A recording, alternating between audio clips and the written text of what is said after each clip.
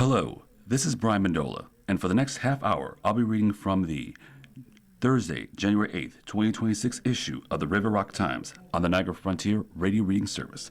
Let's get started. Headline: Big Hopes for Black Rock Riverside in 2026 by Amber Healy. This is the first of a two-part article. The holidays are found memory, and the January cold has settled in, bringing in a new year and a clean slate for new goals and developments.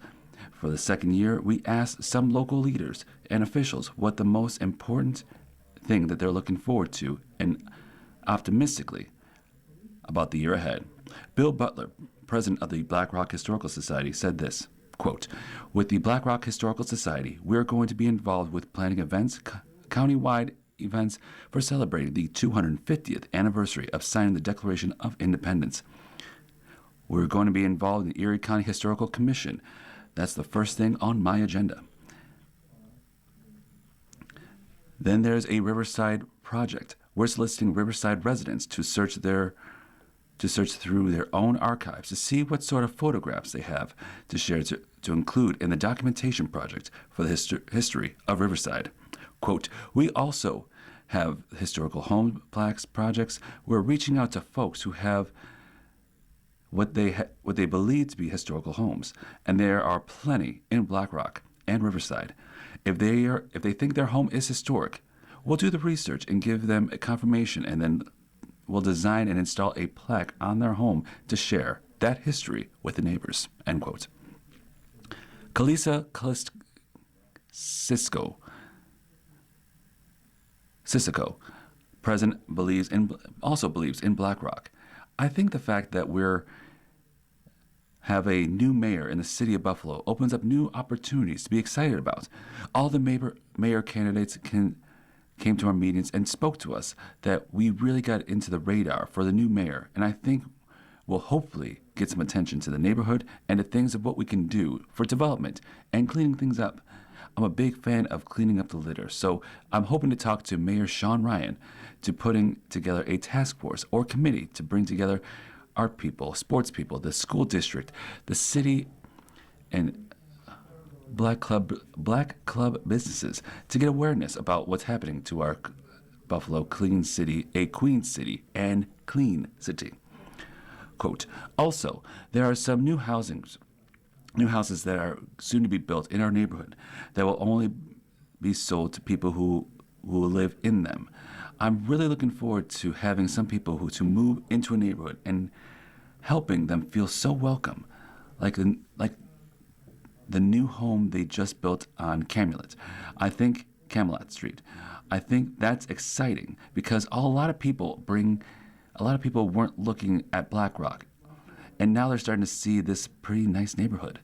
The houses are cute and they brand something new. To have people to own it and live in is really good for the community." Quote, "I think Black Rock is amazing for amount of music per capita. We got Sportsman's Tavern, The Cave, Turning Bridge Tavern, and so much more. We got a lot of great music store. We have a great music store on Amherst Street. I think branding Black Rock as a music city of Buffalo is a really cool destination. A lot of people might have it on the back burner, but I think we should celebrate it even more." Evelyn Vosser, president and Rediscover Riverside and legislative aide to Councilmember Joel Glumbick. Quote, "The new soccer field behind Wegmans is a splash pad at Riverside Park. I would see the school on Hurl School 51 get back into the same way in shape and form. The Black Rock Riverside Alliance is starting to look into the Tonawanda Street in terms of what people would like to see, what they could do down the line to help rejuvenate Tonawanda Street.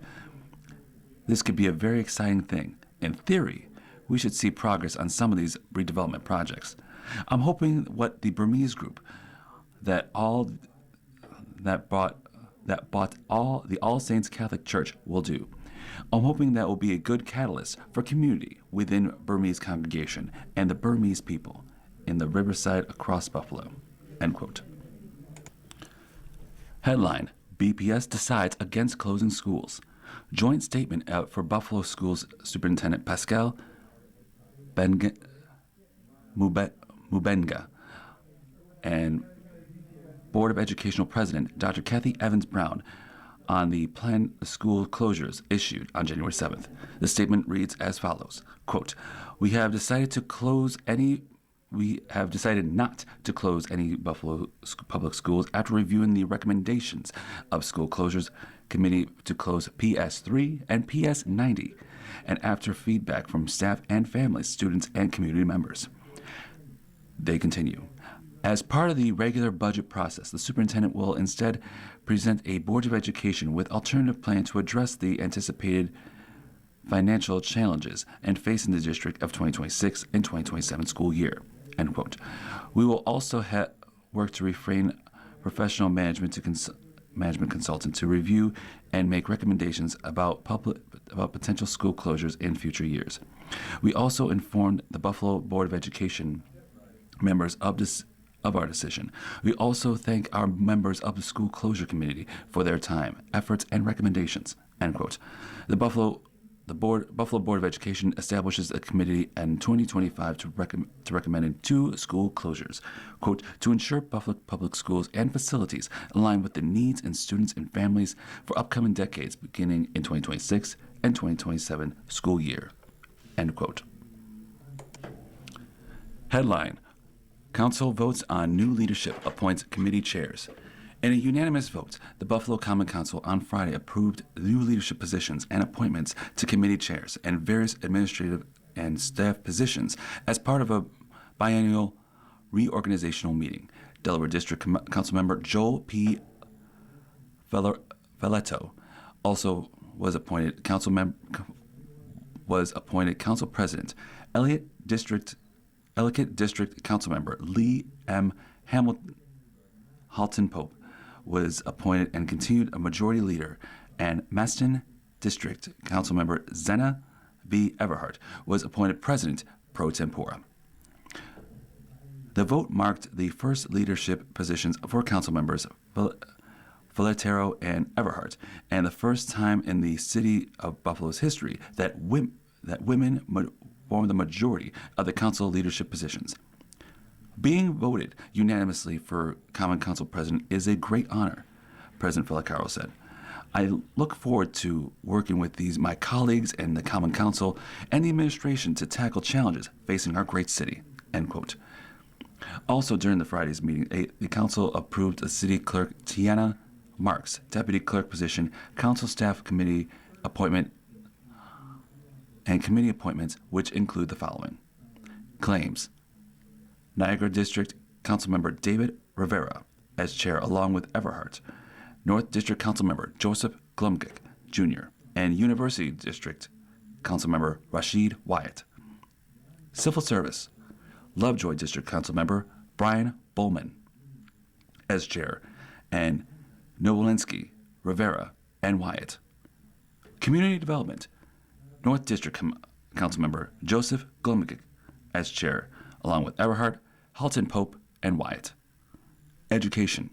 University District Chair, Councilmember Rashid Wyatt as chair, along with Everhart, Nowinski, and Bowman. Finance.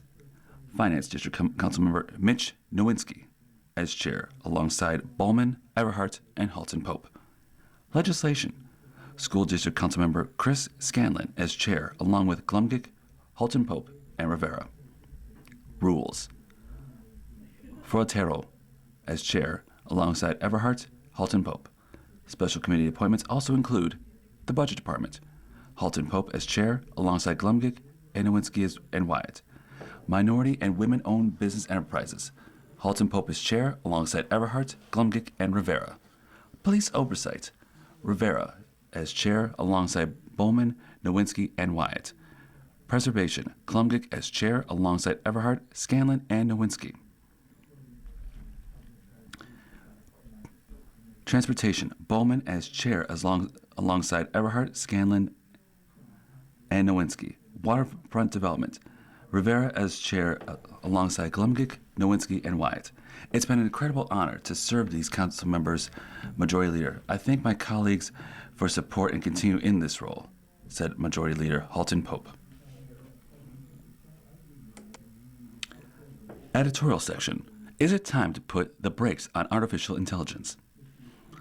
Although many have launched advancements in artificial intelligence, the University of Cincinnati lists 8 of them: advance healthcare, boost economic growth, climate change mitigation, advance transportation, customer service excellence, scientific discovery, enhance financial service, and improved architecture, and enhance cybersecurity.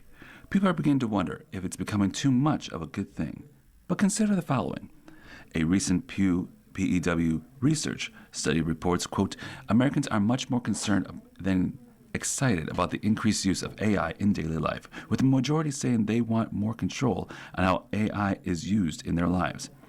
Far larger shares say AI is erode rather than improve people's lives and the ability to think creatively and form meaningful relationships. The Wall Street Journal this week reported the MIT physics professor Max Tegmark had a campaigning for AI safety and was invited by the Vatican to a conclave-style meeting for academic entrepreneurs and human rights advocates to draft a policy appeal on AI safely to present to Pope Leo. Recently, researchers from U.S., Canada, and Poland found that AI-based chatbots can influence voter attitudes more effectively than traditional political advertising. End quote. The Wall Street Journal stated for more than a decade, Tegmark's organization, the Future Life Institute, had been trying to raise the alarm that advanced AI could be catastrophic to humanity.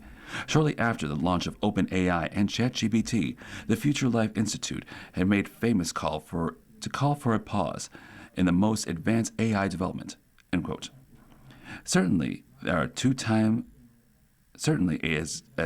Nobel Prize-winning scientist Marie Sklodowska-Curie once said, quote, if we don't face our fears, we'll be struck in the same place forever.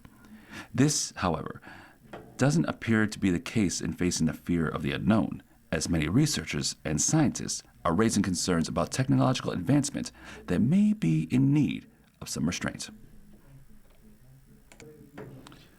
Quinn Minute, A Rodent Health by Rix Quinn. Say, do you have rats at your home? I'm talking about critters with fuzzy ears, whiskers, who slither around the house after dark, picking up crumbs and eat whatever's in the dog's bowl. If they live with you, information can provide them a higher quality of life. See, rat researchers discovered that if you put older ones on a low-calorie diet for weeks, it may keep them from aging. Therefore, if you want mice to live longer, reduce their intake. Please follow the following steps to ensure the elderly mouse health. 1. First, summon the rats. Simply yell, dang, I spilled cornflakes, and I can't see a thing since we blew out that fuse. 2. Next, determine if your mice are pubescent, middle-aged, or old. Show them a standard trap. The old, middle-aged will flee. Younger ones will laugh, and the dated technology. 3. Okay, so now you've found the grown-ups. Which ones are older? Darn it! If you can't just tell, here's why. 4. Mice and their larger cousins, rats, live on the lowest rungs on the food chain. Hawks, crows, owls serve them at cookouts. Foxes, dogs, and cats dip them into hot sauce. So, 5. Hardly any of them reach old age. Therefore, any mice you can find and switch to a low-fat diet should be able to infest your groceries for months to come. 6. As you know, rat research led to discoveries that helped humankind. You save a mouse today, and it can save you tomorrow. But on the other hand, number 7, do you really want mice living with you? I don't, but my dog might enjoy them. You can read more about Rix Quinn's ideas on memoir and biography writings and go into this link, https://rixquinn.substack.com. That's QUINN.SUBSTACK.com. You're listening to reading of articles and features of the River Rock Times on the Niagara Frontier Radio Reading Service. D District Blotter, compiled by Roxy Harbison, week of January 8th, 2026. As are all persons accused of a crime, the defendant is presumed innocent until proven guilty in a court of law. Number 1. On December 1st, at a large department store on Delaware Avenue, the defendant, 24-year-old Buffalo male, and two co-defendants did take without permission $1,020 worth of winter coats and passed all the points of purchase. Subjects did flee when confronted with loss and prevention and left in New York registered vehicle. Number 2. Defendant, a 34-year-old Buffalo woman was a passenger in a New York registered vehicle. Upon inventory search of said vehicle prior to a tow at Hurdle and Short, officer did discover a clear tied-off plastic baggie containing white rock-like substance consistent of crack cocaine inside a pill bottle with approximately 6.8 grams, along with a pill bottle with no label containing 600 milligrams of gabapentin. Another officer recovered from a right front pocket to the defendant a clear crystal in a plastic baggie with the approximate weight of 1.2 grams consistent of crystal meth. Co-defendant is a 29-year-old man with no permanent address, NPA, operator of the vehicle. Number 3. Defendant, 29-year-old male, NPA, was operating a New York registered vehicle westbound on Hurdle and did pass the steady red light at Hurdle and St. Florina directly in front of officers.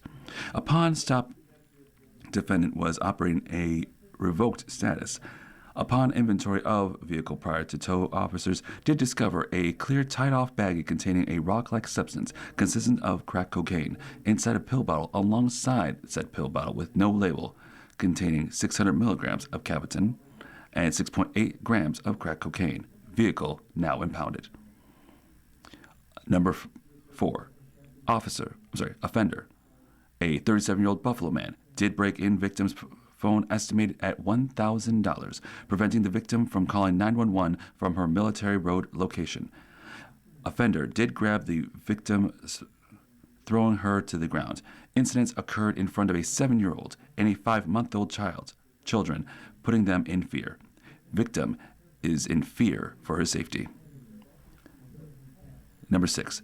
On January 1st, inside Tonawanda Street gas station, the defendant, a 20-year-old Lackawanna man, alongside a co-defendant, began punching and kicking and shoving the victim. The victim sustained minor injuries, including bruising and pain from said strikes during the altercation, which stemmed from a dispute earlier that day about a cell phone being thrown. The victim alleged that a $1,600 and the New York State identification was taken by the defendant and co-defendants. It is also alleged that during this course of action of robbery, that one of the co-defendants displayed a knife. The defendant was apprehended at the address of the Tonawanda Street. While investigating, the defendant's ID was photo array and was produced by a detective. Same guy on January 2nd, a defendant at 20-year-old Lackawanna, New York, was inside a gas station on Tonawanda Street, struck a victim in the head multiple times with a handgun, causing pain and lacerations above the left eye. The victim attempted to call 911, but alleges the defendant took his phone and to prevent him from calling said help. Detectives responded to the scene to speak to the defendant, at which time he attempted to flee the scene, but was apprehended inside the store. And after being placed in custody, through plain field detective felt that there was a consistent with the firearm in the defendant's front right coat pocket. Upon search of the pocket, one Taurus GT N 9mm handgun loaded with 11 rounds in the magazine was recovered. Weapons submitted by CPS laboratory and photos were taken. Defendant was identified via photo array co-defendant, a 19-year-old Lackawanna, New York man. Complaint reports on December 30th, the defendant, a 35-year-old Riverside man, did enter a large discount store on Delaware Avenue and did conceal 2 cans of infant formula worth $73.88 into a back pocket. Taken without permission, the defendant did then pass all points of purchase at the time. Victim, girlfriend, reports the defendant, a 30-year-old Black Rock man, did push her to the ground on East Street, causing bruising that left her arm, threatened to kill her, and did hold an axe to the victim's neck. Defendant is in violation of order of protection. Axe recovered inside a blue Sting bag in the bathroom. Defendant, a 31-year-old Buffalo man, did scale the side of a building on Peter Street and did break the upstairs window to gain entry by damaging the same, estimated $150. While inside, the defendant did kick in the lower upper floor rear apartment door to gain entry to lower apartment. While the upper apartment defendant did not have the oven on to bake with gas running and the stove door open. Defendant, 33-year-old Riverside woman, did arrive to the address on Crowley Street and did get to a verbal altercation with a complaint. Defendant did destroy an on-television ONN TV valued at $600, a bedroom door valued at $50, and a pair of Langdell shoes, price of $900, and a pair of Air Force IS Tiffany sneakers valued at $400. Defendant did grab a hammer to attempt to destroy other items. Buffalo Briefs. Community Foundation Scholarship process is open. The Community Foundation for Greater Buffalo Scholarship application for process for 2026-2027 academic year is now open. Applications are due by May 1st of 2026 and must be submitted online at www.cfgbscholarships.org. All students include Say Yes Buffalo applicants and scholars that meet the eligibility requirements below are encouraged to apply. Preference is given to Pell eligible students and attending school in Western New York. Eligibility requirements are as follows. 1. Be a current resident of one of the 8 counties of Western New York, which are Allegheny, Cattaraugus, Chautauqua, Erie, Genesee, Niagara, Orleans, and Wyoming. 2. Have a minimum of a C average or a GPA of 2.0 or greater. 3. Be admitted to a nonprofit 501c3 U.S. Department of Education accredited school for full-time study beginning in the fall of 2026 semester. Scholarships are awarded are typically range between $1,000 to $6,000. For more information on the Community Foundation Scholarship Program, including application instructions, head to www.cfgbscholarships.org or text scholarships, all in caps, SCHOLARSHIP to 855-628-3360. That's text the word scholarships, all caps, to 855-628-3360. Zoo photo contest deadline is on January 31st of this year, 2026. Dig up your best Buffalo Zoo photos from last year and enter them in the 2025 Buffalo Zoo Photo Contest, sponsored by the Zoo's Women's Board. All Buffalo Zoo photos are taken in 2025, where its animal, people, or events can be entered. Photos can be entered through January 31st, 2026. First, second, third prizes are as follows. $100 for the first prize, $75 for second, and $50 for third. Respectfully, will be determined by an online voting format between February 1st through February 28th. To determine the top 3 prize winners will take home the cash prize. For more information, and please visit https://www.gogophotocontest.com/the Buffalo Zoo. Headline: GABA brings back history and goes online, by Rox Harbison. The Grant Amherst Business Association looked back and ahead as its meeting of January 6th. The organization announced the reprinting of the history of BlackRock, now as a softcover book. The book is $60 and can be ordered and paid for online and picked up locally or at an additional cost to be mailed. The history of BlackRock can be ordered from the group's new website of grantamherst.com, GRANTAMHERST.com. Businesses can now go online and apply for and pay for membership. The site will also be used as an opportunity to promote member business. The annual movie for kids is tentatively scheduled for Sunday, February 15th at Showplace Theater. The next day is President's Day and schools will be closed. The movie planned was Cool Runnings, the Jamaican bobsled team. The movie was chosen as of 2026. Winter Olympics are underway from February 6th to the 22nd. As of the meeting, Showplace Theater has not confirmed the date and alternative location of the VFW Post 1041. The members are also discussed 436 Amherst Street, which was the daycare center and dance school, reportedly both closed. Spring cleanups are being planned. One proposal was to hold one before Earth Day, April 22nd. Buffalo Niagara River Keepers will be speaking at the February meeting. And that is a wrap. You have been listening to a reading of articles and features from the Thursday, January 8th, 2026 issue of the River Rock Times. We read the River Rock Times on Tuesday at 8:30 a.m. Your reader today has been me, Brian Mandola. Thank you for listening. The Niagara Frontier Radio Reading Service of P.O. Box 575, Buffalo, New York 14225. Radio Reading Studios of 1199 Harlem Road, giving the blind a chance to read since 1987. For all other questions and inquiries, please give us a call at 716-821-5555. That's 716-821-5555. The Niagara Frontier Radio Reading Service, giving a blind a chance to read since 1987.